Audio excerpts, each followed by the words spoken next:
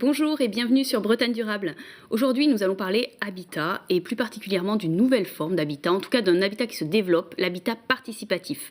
Densification de l'habitat, solidarité, économie financière, écologie. Cette nouvelle forme d'habitat semble avoir tout bon, du moins sur le papier. C'est ce que nous allons voir avec nos invités. J'ai le plaisir de vous accueillir Jeannette Ormerode. Bonjour. Bonjour. Également à côté de vous, Tony Servin. Bonjour. Bonjour. Bonjour. Briec Saliou. Bonjour. Bonjour. Et enfin, Jean-François Hamon. Bonjour. Bonjour. Je vais commencer peut-être avec vous, Jeannette. Du coup, vous habitez Ecocoum à l'Opérette, qui est une forme d'habitat participatif. Est-ce que vous pourriez nous dire en quelques mots de quoi il s'agit finalement ? L'idée au départ, c'est de trouver d'autres personnes avec lesquelles on a envie de vivre, parce qu'on partage un certain nombre de styles de vie qu'on a envie de vivre, et ensuite d'imaginer notre habitat groupé où on peut habiter ensemble, et comment on va faire pour qu'on puisse acquérir un terrain et ensuite construire des logements pour partager ce qu'on a envie de mettre en commun. D'accord, donc il y a une partie d'habitat individuel et une partie d'habitat en commun, c'est bien ça ? C'est ça. Et du coup, je me tourne vers vous, Jean-François Hamon. Vous faites partie de l'association Approche Éco-Habitat. Vous êtes entrepreneur, vous avez une entreprise d'éco-construction, Éco-Bâti-Bois. L'habitat participatif peut revêtir différentes formes, justement. On parlait d'habitat groupé. De quoi il s'agit ? Quelles sont ces formes, finalement, possibles ? Alors, ce qu'on retrouve fréquemment, ce sont soit des maisons individuelles sur un terrain collectif, soit des maisons... toujours des maisons, mais proches les unes des autres, collées les unes aux autres, ou bien des immeubles. Voilà ce qu'on rencontre régulièrement en termes d'habitat collectif. Donc il y a différentes formes possibles sur un même terrain, Tout à bien fait. ça, avec des parties donc, où les gens vivent chez eux, Oui. et des parties communes. Des parties communes, ça permet de mutualiser certains moyens, alors avec les habitants, mais des pièces de buanderie, des chambres d'amis, des choses comme ça. On peut réduire l'emprise foncière grâce à des mutualisations de moyens. Donc ça, c'est une empreinte écologique. Tout à fait. Et du coup, Tony Servin, vous, chez Ecoumène, le projet est sorti de terre il y a 1 an à peu près, je crois que c'est ce que vous me disiez. On y habite depuis 1 an là maintenant. Vous y habitez depuis 1 an. Alors, quelles sont vos parties communes ? Comment se constitue votre habitat ? Comment vous vivez ensemble et séparément aussi ? Donc c'est un projet urbain sous forme d'un immeuble. Donc on a construit verticalement. Chaque foyer a son appartement comme tout à chacun. À la différence que là, on a les parties communes qu'on partage. Il y a les espaces de buanderie. On n'a pas de machine à laver chez nous. On a les espaces comme ça de rangement et de buanderie qu'on partage. L'espace vert est dehors, bien évidemment, et puis surtout tous nos paliers d'escalier qu'on a imaginés un petit peu comme des salons d'intérieur, qui sont des endroits où on peut se retrouver sans être forcément chez les uns ou chez les autres. Et aussi, on a un local associatif, mais qui n'est pas réservé exclusivement à l'usage des habitants, parce que c'est un projet aussi qui veut s'intégrer dans un quartier, qui veut s'intégrer déjà de l'existant, et qui ne veut, et avec l'idée aussi que les habitants on n'a pas envie de rester dans un entre-soi, et donc du coup avoir cette ouverture, et du coup il y a cette idée de local associatif qui va être ouvert aussi sur les non-habitants pour différentes choses qu'on peut imaginer. Différentes réunions, participation. Des ateliers, des réunions, tout ce qu'on peut imaginer, quoi. D'accord. Et Briec Saliou, alors vous êtes un futur habitant, c'est ça, de la Catiche des Villes, dans le quartier de la Fontaine-Margot.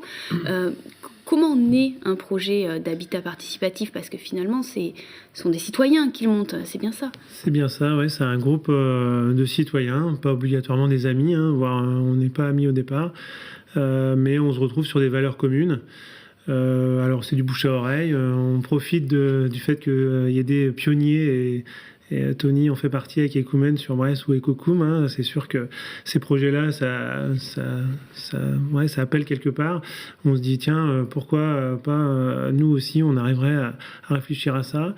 Notre projet à nous, il est en réflexion depuis ça va faire 4 ans maintenant, mais c'est la moyenne des réflexions des projets, c'est 4, 5 ans, 6 ans pour réussir arriver au bout. Donc c'est long, mais cette phase d'apprentissage du groupe, de se connaître, de définir ses valeurs communes, et ben ça fédère après le groupe, et après c'est plus facile de vivre à côté de personnes qui ont vécu un petit bout du chemin de la construction ensemble, même si le projet n'est pas du tout fermé à d'autres personnes qui arriveraient au fur et à mesure, ou qui prendraient la place de certains qui vont partir au cours du projet, parce que c'est la vie, et on sait bien que voilà, on restera peut-être pas tout le temps habitant au même endroit avec les mêmes voisins, mais on aura au moins fait ce parcours-là, ce chemin-là, et puis ça va apporter, enfin ça nous apporte déjà, alors que nous on n'habite pas, on est toujours sur une réflexion pour faire émerger le projet, donc un projet urbain là aussi, mais nous de maison en fait. Très bien. On en parlera tout à l'heure, parce que justement vous parliez d'un projet qui vit, et on va regarder un reportage qui a été réalisé en 2013 à Ekokum, donc à l'Opérette, et ensuite Jeannette, vous nous direz ce qui a changé chez vous. 8 maisons en bois, sorties de terre il y a 1 an et demi, à l'Opérette. Ici, les 24 habitants font partie de l'association Ekokum, une copropriété horizontale. Chaque foyer n'est pas propriétaire de son terrain. Donc c'est la copropriété en fait qui détient le terrain, le sol. Et donc chaque habitant a un droit à construire sur ce terrain. Ce jour-là, les habitants reçoivent la visite d'une classe de terminale. Les élèves doivent aménager la station d'épuration de la collectivité. Un travail pédagogique pour eux et un aménagement intéressant pour les copropriétaires, car sur ce terrain de 6000 m², tout est participatif. Nous, par exemple, puisqu'on est autoconstructeur complet, on a donc fait appel en fait à des structures, des associations, notamment pour la paille et les enduits de terre. C'était pas uniquement une entraide interne, ça a été largement ouvert vers des chantiers participatifs pour des gens qui veulent se former, quoi. Jeannette est une des copropriétaires. L'habitat participatif pour elle, c'est beaucoup d'échanges et de coups de main. Par exemple, lundi soir, je garde 2 enfants parce que la maman n'est pas là. C'est aussi quand quelqu'un se déplace en voiture pour faire les courses, il propose aux autres la liste des courses de chacun, ce qui réduit nos trajets en voiture. C'est pas vraiment vivre les uns chez les autres, hein, c'est pas du tout ça, mais savoir que le voisin est là, la voisine est à côté, si jamais un problème. 19 habitats participatifs comme celui-ci ont vu le jour dans le Finistère. Alors Jeannette, on a le plaisir de vous voir dans ce reportage, c'était il y a 3 ans. Est-ce que vous gardez toujours les enfants le lundi soir ? Pas le lundi, mais des fois le mercredi. Comme quoi, et des fois la nuit. Des fois la nuit aussi. Et puis des fois ils viennent chez moi la nuit. Ah oui. Les parents sont de sortie. Ouais. Donc vous êtes un petit peu la grand-mère du quartier. Oui, tout à fait. Oui, ça me fait plaisir. Et on parle aussi beaucoup dans ce reportage d'écologie, Jean-François. Là, on voit Jeannette dans sa maison, donc c'est une maison en bois. Il y a de la phytoépuration aussi à Ekokum. Quelle est la cohérence pour vous entre éco-construction et habitat participatif ? L'habitat participatif va mutualiser les moyens et va réduire l'emprise sur le foncier. Donc c'est une base, si on veut, pour faire sortir les bâtiments. Ensuite, il faut continuer dans la même cohérence. Nous, à Approche Éco-Habitat, et puis dans l'entreprise que je dirige, Éco-Béti-Bois, on utilise donc du bois, énormément de bois, principalement du bois. Nous, on est constructeurs on fait des maisons en bois. On est très porté sur l'origine des matériaux. Donc, on n'utilise que des isolants biosourcés qui ont une faible empreinte écologique. Et puis, l'origine des bois, notamment à Ekokum, à Ekumen, les bardages viennent de scieries locales, de finistériennes. Le bois est finistérien. Donc, l'emprise écologique est réduite. Et vraiment réduite, ouais. L'empreinte écologique, pardon. L'empreinte écologique, c'est tout en cohérence. Tony, au niveau d'Ekumen, c'était une volonté commune, ou est-ce qu'il y avait quelques, j'ai envie de dire, porteurs de projets qui voulaient aller vers cette cohérence d'éco-construction, ou est-ce que c'était une évidence finalement ? C'est arrivé comme une évidence, mais après, les membres qui sont rentrés dans le projet, tout le monde n'arrivait pas avec la même première motivation. Dans Ekumen, il y a la partie vivre ensemble, il y a la partie économique et il y a la partie écologique, mais en Ekumen, il y avait aussi une partie politique anti-spéculative. Ouais, c'est ce que vous me racontiez, c'est très intéressant. Vous pouvez développer aussi là-dessus. Bon, pour terminer sur la partie écologique, en tout cas, c'est vrai que c'était pas la motivation première de tout le monde, mais ça pouvait être la motivation deuxième, troisième, et c'est pas quelque chose qui est forcé pour l'habitat participatif, mais il se trouve que, comme disait Briec, on se retrouve sur des valeurs communes et souvent l'écologie, la sensibilité à la cause écologique est souvent présente chez les gens qui sont intéressés par ce type de projet. Ouais. C'est une des valeurs qui sont présentes, d'accord. Briec aussi, au niveau de votre projet, là vous êtes en train de le monter, d'imaginer la maison, si j'ai bien compris. Oui, les maisons en fait. Ouais. Et du coup, c'est clair que il y en aura combien de maisons? Alors là, on part sur 4 foyers en fait. Il y a 4 foyers qui sont partants là. Donc cette année, on espère pouvoir déposer un permis de construire et on souhaite aller sur des maisons passives. Donc ne pas avoir de système de chauffage. Voilà, je pense que mon voisin et d'autres, voilà, c'est faisable de faire du passif, d'y arriver. Donc, une maison passive pour les téléspectateurs sont des maisons finalement qui n'ont pas besoin de chauffage, qui ont une isolation telle et une conception telle qu'il n'y a pas besoin de chauffage, une bougie, un four suffit à chauffer la maison. La vie des habitants eux-mêmes dans le bâtiment suffit à chauffer et voilà, avoir un confort suffisant. Et du coup, voilà, donc ça participe au développement durable et le projet s'intègre, c'est clairement là-dessus. Hein, ouais.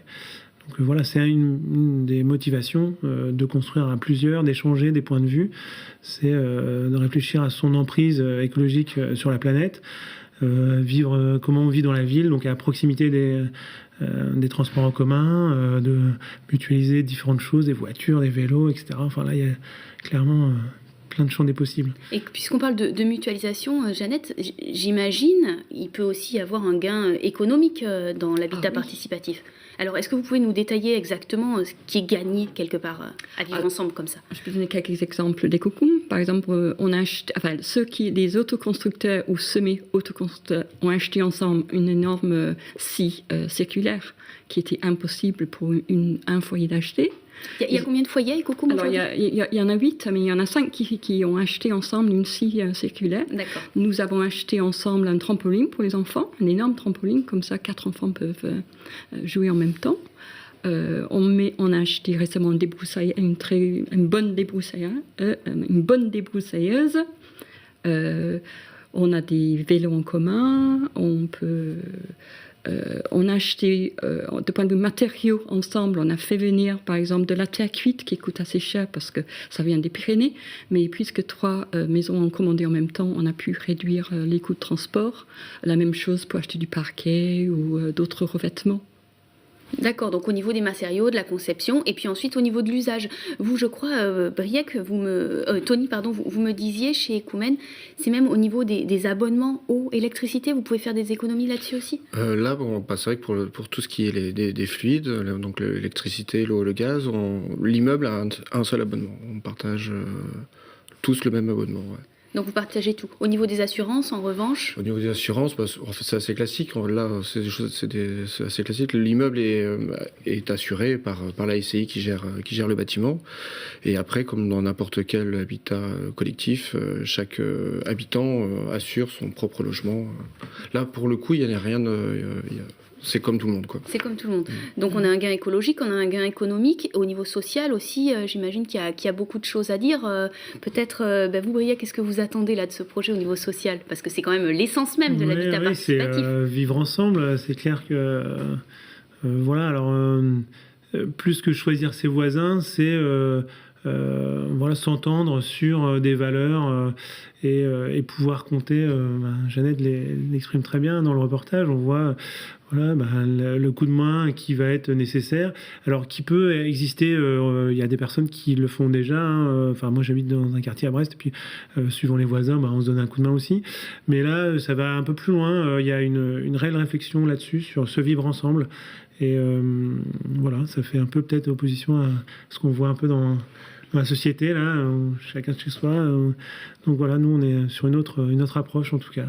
Je vais vous montrer un reportage qui a été réalisé, donc une forme de béguinage. C'est une forme d'habitat participatif, quelque part. Et voilà, je suis sûre qu'on aura des choses à dire après ce sujet. Quimper a vu se construire une nouvelle forme d'habitat collectif.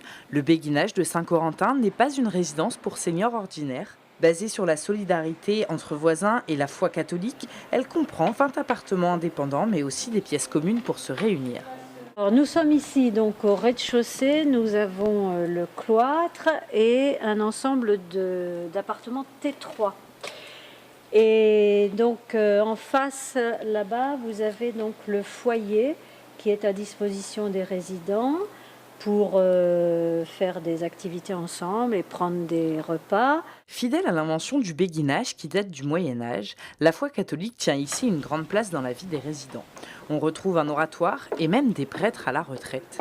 2 logements seront habités par des prêtres qui vivront normalement, mais qui pourront justement nous aider sur le plan spirituel. Il y aura un veilleur mais complètement extérieur au béguinage, qui nous aidera pour des tas de problèmes relationnels au sein du béguinage et en lien avec justement la spiritualité.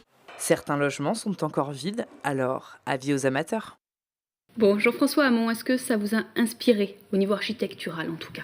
Est-ce que vous y trouvez un intérêt? Tout à fait, vous parliez d'économie tout à l'heure. Dans les immeubles, pour le cas d'Écoumène, je crois qu'on arrive à moins 25% au mètre carré. Le prix du mètre carré construit, c'est moins 25% par rapport à une maison. Par rapport à une maison individuelle. Le fait, on est en immeuble, donc il y a une économie d'échelle. Donc il y a certainement que c'est intéressant de partir sur des systèmes constructifs de telle façon. D'habitat participatif. Vous, je crois, Briac, vous comptez coller les maisons ensemble, c'est ça aussi, pour éviter les déperditions? Voilà, des maisons en bande, et effectivement, pour pas que chaque maison ait son pignon à lui tout seul, donc on colle les maisons, et il y a l'inertie, du coup, on va essayer on travaille déjà là-dessus avec la personne du réseau Éco-Habitat, parce que voilà, on est aussi sur ces réseaux-là. Oui, il y a une réelle réflexion là. Nous, on est parti sur effectivement une des maisons parce que la proposition foncière sur laquelle on est nous le permet. En fait, là, il y a suffisamment de terrain pour ça. Mais après, avec quand même toujours cette idée de l'emprise sur des terres, là qui étaient à la base agricoles, mais qui deviennent urbaines. Voilà, et puis surtout sur les déplacements, à proximité des services, des transports en commun. C'est une réelle volonté là du groupe. Mais si je vous suis, donc l'habitat participatif pourrait avoir plein d'avantages. Or, du coup, qu'est-ce qui explique un développement, finalement, vous disiez 4 ans, 5 ans, 6 ans pour monter un projet, pour le voir aboutir? Pourquoi si long, si compliqué? Jeannette, est-ce que peut-être vous pourriez nous parler de votre expérience? Et puis ensuite, vous, Tony, combien de temps vous avez mis pour monter Ecocoum? Alors, les pionniers, disons, d'Ecocoum ont commencé en 2005. Ouais. Moi, je suis jointe au groupe en 2010. Donc ça faisait déjà 5 ans. Voilà, et puis on a acheté le terrain en 2011 pour habiter dans nos maisons en 2012. D'accord, donc on peut dire qu'il y avait 7 ans depuis le début. Et le problème, c'est trouver d'abord le montage, il faut le montage financier, mais il faut surtout le montage le montage juridique. Voilà, juridique.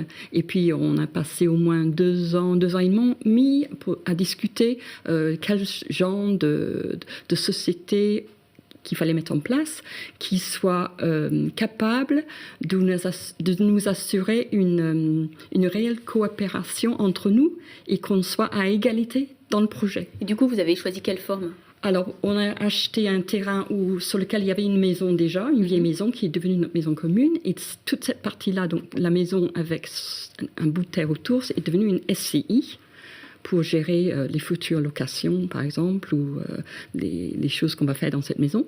Et tout le reste du terrain, nous avons acheté en copropriété horizontale comme vous. D'accord, donc à Ecoumène aussi, on est en copropriété, il n'y a pas de SCI ? Non, il n'y a pas de copropriété. Non. C'est SCI. C'est une SCI qui est propriétaire d'un terrain. Chaque membre a participé à la création de la SCI. Mais nous, on se retrouve dans une situation où on n'est ni propriétaire ni locataire. Ah, c'est fantastique. Avec les avantages et les inconvénients à chaque fois. Enfin, Après, c'est vrai que un peu comme avec Ecocoom, mais c'est vrai que la difficulté de ce type de projet de se mettre en place, c'est qu'on est en dehors de tous les clous existants et en dehors des lois existantes. Ce qui fait que trouver le système qui corresponde au groupe, dans lequel chacun puisse s'y retrouver, souvent il est à inventer. Et le groupe doit inventer son système. C'est ça qui prend, dans un premier temps, beaucoup de temps. Surtout si les gens décident de choisir de façon démocratique et choisir le consensus. Donc forcément, ça met beaucoup plus de temps. Mais après, on se dit qu'on va beaucoup plus loin, par contre. Et c'est vrai qu'avec Koumen, on est toujours étonné d'être arrivé là où on est arrivé. Et il y a une question aussi, j'imagine, qui est délicate, c'est celle du financement.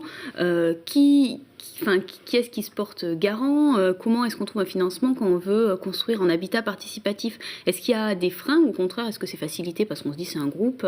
Peut-être Jean-François Hamon, vous avez des retours d'expérience de certains de vos clients là-dessus? Actuellement, les clients, si on sort même du cadre de l'habitat participatif, oui, les clients rencontrent des problèmes avec les organismes bancaires. Oui, mais spécialement sur l'habitat participatif, est-ce que ça complique ou pas? Encore plus, mais c'est peut-être plus aux habitants d'en parler. Jeannette, vous avez par exemple, à Ecocoom, où il y a 8 foyers, 4 foyers sont avec des prêts à taux zéro. Alors, trouver des banques qui veulent financer un tel projet, c'était vraiment galère. Alors, tout le monde a dû... les 4 familles en question ont dû quitter leur propre banque pour aller au crédit coopératif qui voulait bien avancer dans le cadre d'un habitat groupé, prêter de l'argent. Et sinon, il y avait une autre banque qui voulait bien, c'était la Caisse d'épargne. Mais les autres banques, ils sont vraiment très frileuses par rapport à ça. Et vous voyez qu'au niveau de votre projet, vous avez commencé à approcher un petit peu les établissements bancaires? On a réfléchi un peu à ça parce que on se sert de l'expérience des autres. C'est l'avantage. Voilà, mais c'est pas pour ça que ça va plus vite en fait. Le projet va pas plus vite. On pensait, on s'est fait accompagner. Brest Métropole avait initié un accompagnement des projets d'habitat participatif sur son territoire. Donc on a eu différentes formations, etc. Mais le projet va pas plus vite pour autant. Voilà, on est depuis 4 ans, je vous dis, et je pense qu'il y aura au moins 6 ans avant qu'il y ait remise des clés. Voilà, on profite de ce qui a été fait par les autres. C'est toujours à négocier, effectivement. On pensait que la loi, il y a une nouvelle loi Allure là, qui allait pouvoir... Qui a été votée en 2015. Ouais, accélérer les choses. On attend toujours les décrets. Et c'est vrai que le système bancaire, lui, il est habitué à avoir un propriétaire, enfin une personne qui finance avec des garanties et il s'adresse à une personne. Donc du coup, voilà, on est encore beaucoup sur ce système-là.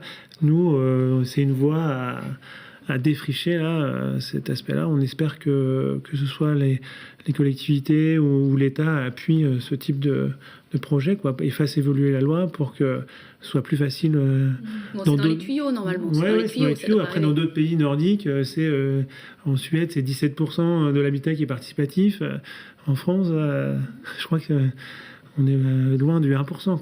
Ouais, donc on est vraiment aux prémices, quoi. Ouais, voilà, on est aux prémices, mais on lâche pas l'affaire. Et puis il y a aussi la gestion de l'humain, j'imagine. Dans un projet, il y a des gens qui arrivent, d'autres qui partent. Ça aussi, ça peut prendre du temps aussi.